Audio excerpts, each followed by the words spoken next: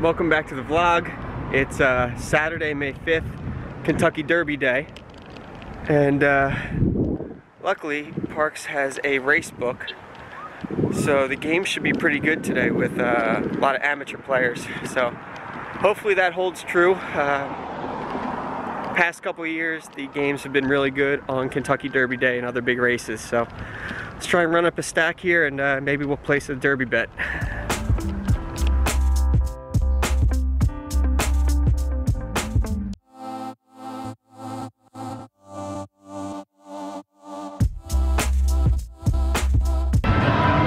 Okay, as you can see, I'm wearing one of the,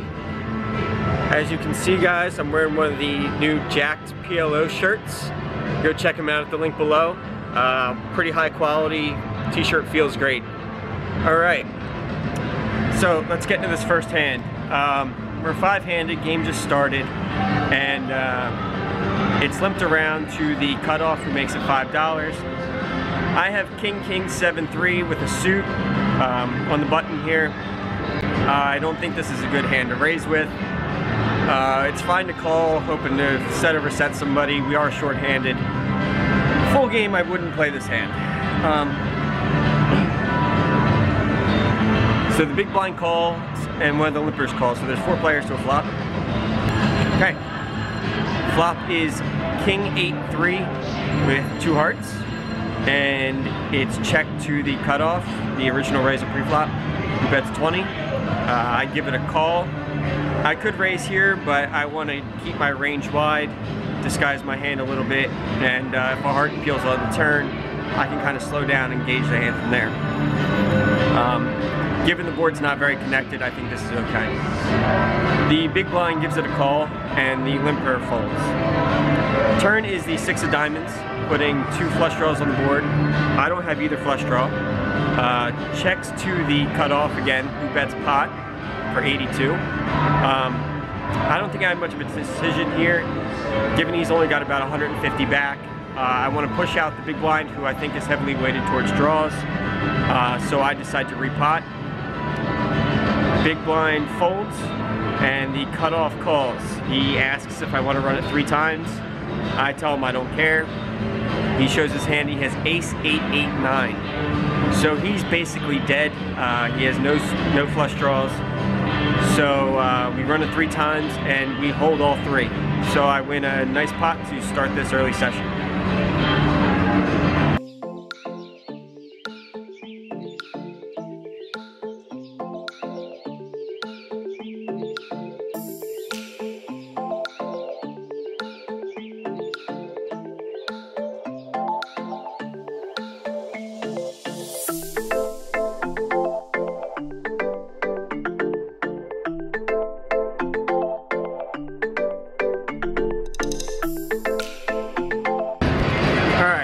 Hand number 2, I have Queen 5-6 double suited, and I'm on the button here, and it limps to me, and limps to the small blind, who decides to make it $10.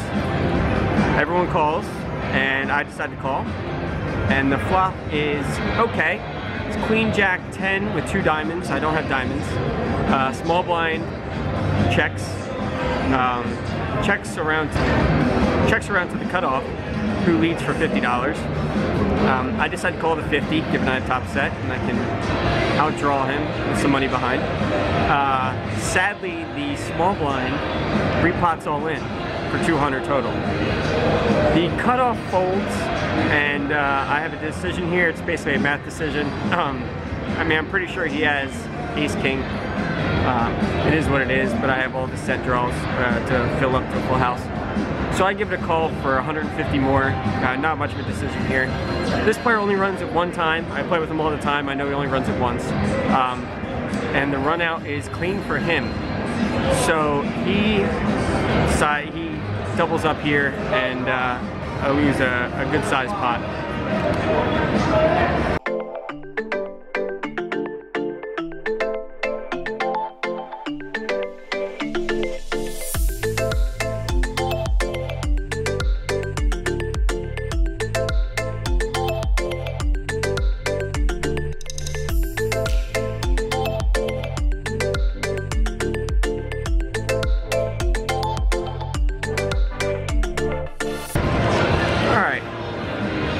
more hand for you guys. I have Queen Jack 10-7 with a suit, and it's a straddled pot, and I decide to raise in late position to 20. Folds around to the small blind, who's a fairly regular player. He plays very straightforward. He repots to 70. We're about 400, 450 effective at this point. Everyone else folds back to me, and I have him squarely on aces with some side cards. And my hand is pretty good. I have a rundown, and I can flop a lot of things. So I decided to give it a call. You can go either way with this hand. But the flop is 10-8-3 with 2 diamonds. I don't have a flush draw. And he instantly pots it. So I can fold here. He's willing to do business pretty much all the time. So I decide to repot. Maybe he folds. I doubt it, but I have enough equity to get it in here, given the pot odds, if he has aces. So I jam it in. He calls. He says let's run it 3 times. So I have no problem here. The first run out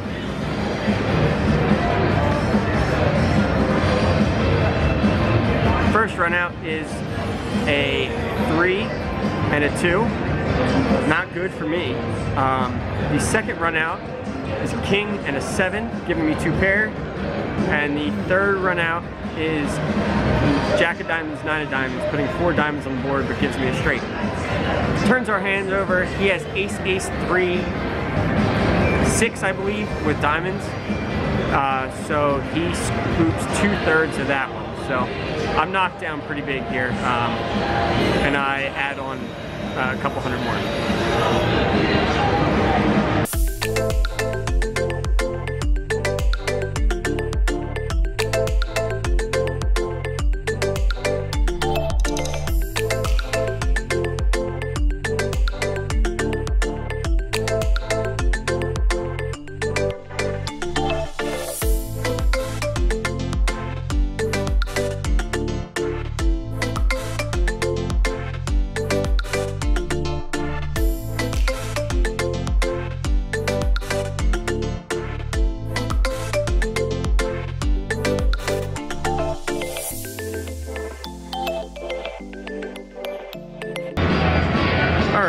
Next hand I have ace, queen, jack, jack, suited, limps to me, and I make it 12 in middle position. The cutoff, big blind, and the limper all call, so there's 48 in the pot. And the flop is 10-9-7 rainbow. Big blind checks, limper checks, and I decide to bet 30 with backdoor flush draw and open ender. The cutoff calls, and the big blind repots to 180. The limper calls the 180. And I'm short at this point. I have about 150 total. So I decide to jam it all in, make the call myself, and the cutoff folds. So all in here with an open ender and a backdoor flush draw. The turn is the 2 of spades. So I miss here, and the big blind checks, or big blind pots it to put the caller all in. Caller calls, turn their hand over, and the big blind has jack 8 for a flop straight, and the caller has a set of 10s. Good thing though, the river is the 8 of clubs, giving me the nuts here, and I quadruple up.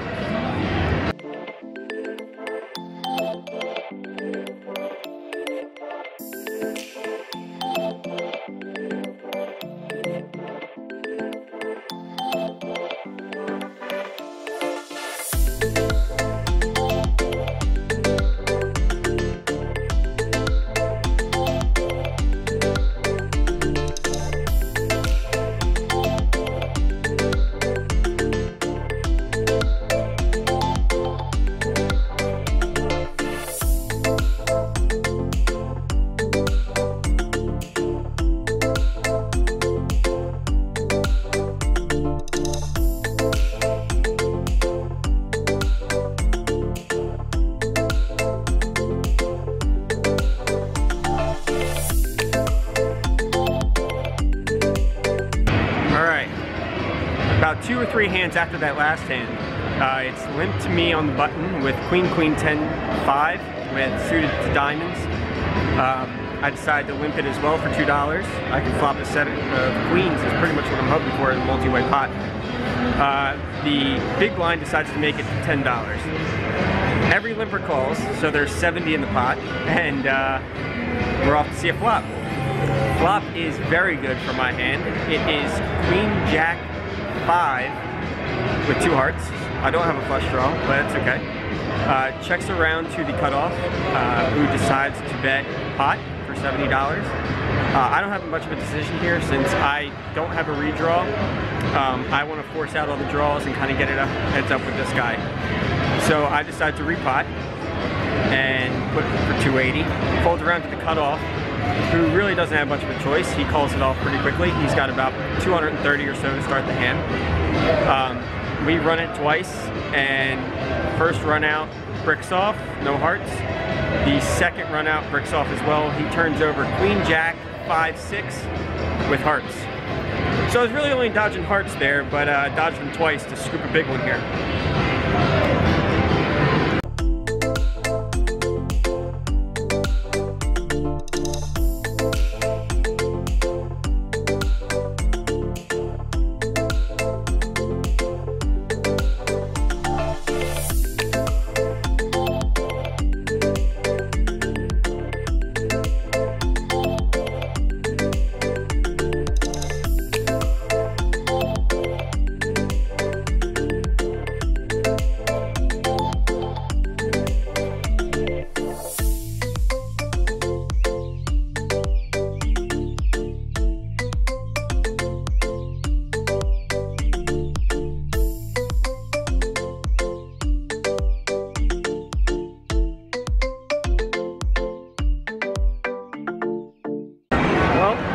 I was going to place a bet, but the line is a little outrageous.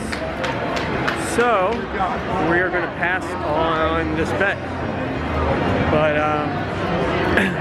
just wrapping up here, after an up and down day, we booked a solid win of about $300. So time to get out of here. All right, it's time for today's Jack tip of the vlog. And I've been getting a lot of questions about hand selection and why I'm folding some hands pre-flop and why I'm playing some hands. So I figured this was a good tip to go over, is starting hand selection and a couple of the components needed for a good PLO hand. The biggest mistake people make is playing way too many hands in Pot Limit Omaha, and this will help narrow your hands down. So the 3 components of a Pot Limit Omaha hand are suitedness, connectivity, and nuttiness. And I'm going to go over each one of those categories right now. So the first component of a PLO hand is suitedness. You want to have a suit in your hand, preferably 2 of the same suit instead of 3, and 4 if you have all 4 suits. That's bad because you're eliminating your own outs. So best hands would be double suited hands, and the worst hands would be no suit because you cannot make a flush. On the screen here are 2 different hands with varying degrees of equity based on their suitedness and how they play against each other.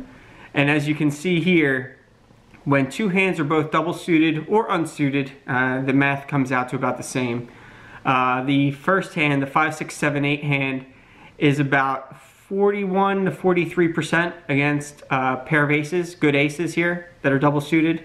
And for the math here, I assumed that each hand has different suits, so no suits are covered by each other. When the 5, 6, 7, 8 rundown is double suited versus unsuited aces, the equity jumps to 50-50. Which is a huge improvement. You know, an 8-point swing in both directions is very big. And when the 5, 6, 7, 8 hand is unsuited against double suited aces, you only have 36% equity. So you are a 2-to-1 dog in that case. So as you can see here, that suitedness is a really important factor in determining your equity in the hand and playability post-flop as well. So the next factor here is connectivity. And I played these two hands against the same ace-ace king jack hand, which is a very strong opening hand. As you can see, one hand is much more connected than the other hand. And you can see its various equities on various flop textures. Also keep in mind the playability post-flop. It's much easier to play a rundown hand like the 6, 7, 8, 9 because you're either going to hit big or miss, and the hands you won't put much money in way behind scenarios in that case very often. When you are all over the place, even double suited, your hand equity really goes down, and as you can see even on the best flops, when you flop top 2 pair, your actual equity isn't that great, and your relative equity is not that much different compared to the 6, 7, 8, 9. So, keep connectivity in mind, especially when you are going to play deeper post-flop and later streets. Okay, the third and final factor here is nuttiness. Especially in live PLO, you are going to be playing a lot of hands multi-way, 3, 4, 5-handed, with relatively low SPR scenarios. And in PLO is a big pot game.